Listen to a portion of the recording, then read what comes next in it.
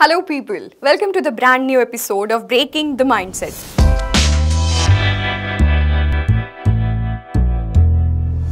आज एपिसोड के शुरुआत में ही मैं आपको कुछ सीन्स दिखाना चाहती हूँ। वो ही मेरा लक्ष्य। Go go go go go go!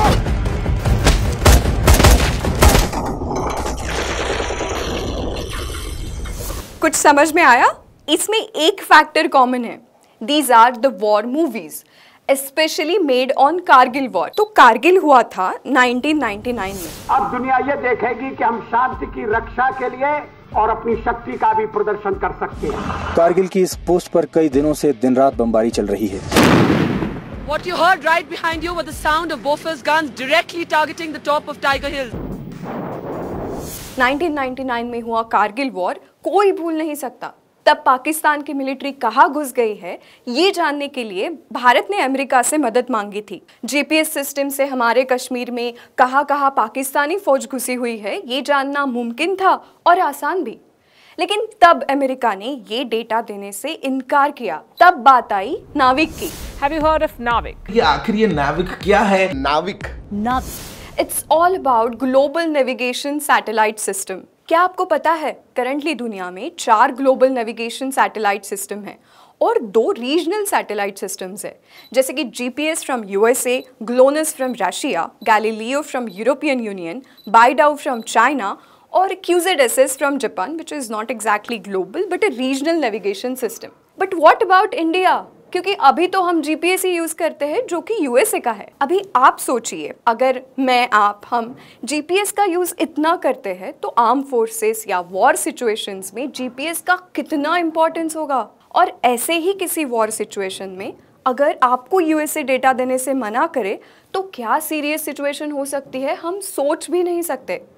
कुछ ऐसा ही हुआ था 1999 के कारगिल वॉर में। In 1999, Kargil war started, and at that time, USA stopped its GPS systems availability to India because it was inclined more to Pakistan. इसकी वजह बहुत सारी हो सकती है, लेकिन ये डेटा उस वक्त हमें नहीं मिला और फिर बड़ा वॉर हुआ। तभी भारत ने ठान लिया था कि हम हमारी नेविगेशन सिस्टम खड़ी करेंगे। तो बताने वाली बात ये है कि भारत ने भी अपना नेविगेशन सिस्टम डेवलप कर लिया है और उसी का नाम है नाविक। नाविक is the operational name of the Indian regional navigation satellite system IRNSS, developed by ISRO. तो चलिए जानते हैं इस नाविक के बारे में। हम सभी ने जीपीएस के बारे में सुना होगा। जीपीएस को ग्लोबल पोजीशनिंग सिस्टम बोलते हैं, जो कि अमेरिका ने छोड़ा हुआ कुछ सैटेलाइट सिस्टम है, जिसको यूज करके इस्तेमाल करके अपना लोकेशन जो कि लैटिट्यूड लॉन्जिट्यूड में निकाल सकते हैं। हम सभी ने गूगल मैप यूज किया होगा। जीपीएस जैसे सैटेलाइट सिस्टम जो कि 12 सैटेलाइट अभी है, भारत ने छोड़ा हुआ है, उस सिस्टम को बोलते हैं नाविक। 2006 में इसरो ने इस पे काम करना शुरू किया और आज ये भारत और आसपास के देश जैसे कि भूटान, बांग्लादेश, श्रीलंका में भी अवेलेबल है। वहाँ के cab drivers, food delivery partners, in fact arm forces नाविक का यूज कर सकते हैं। कहा जाता है इसकी एक्यूरेसी जीपीएस से भी बेहतर है। या यू हर्ड इट राइट। फिलहाल नाविक का यूज इंडिया में तो लिमिटेड है। इसका यूज देश में पब्लिक ट्रैफिक और वेदर फॉरकास्ट ट्रैकिंग में किया जा रहा है। इसके साथ ही गहरे समुद्र में जो मछली पकड़ने गए मछुआरों को इमरजेंसी वार्निंग देते हैं, उसके लिए भी इसका इस्तेमाल किया जा रहा है। Let's dive deep into the topic and let's hear it from the expert. India's NAVIC system is really good regional system.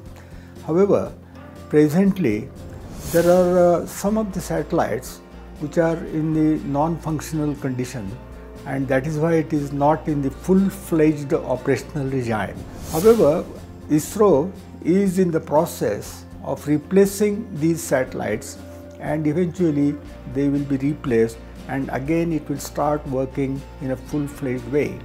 The regional system, though it is really good and it covers complete India, it has got certain limitations because it is not reaching outside India.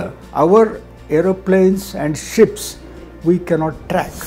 तो global navigation system और regional navigation system, इसमें क्या फर्क है? सो global navigation system caters to the users in the entire world, whereas the regional navigation system, as the name suggests, caters to the users in the limited service area. तो अभी question ये है कि GPS and GLONASS जैसे global systems के होते हुए भारत को नाविक क्यों डेवलप करना पड़ा? So guys, let me tell you that these systems are operated by defense agencies of the respective nations. It is possible that the civilian service can be degraded or denied.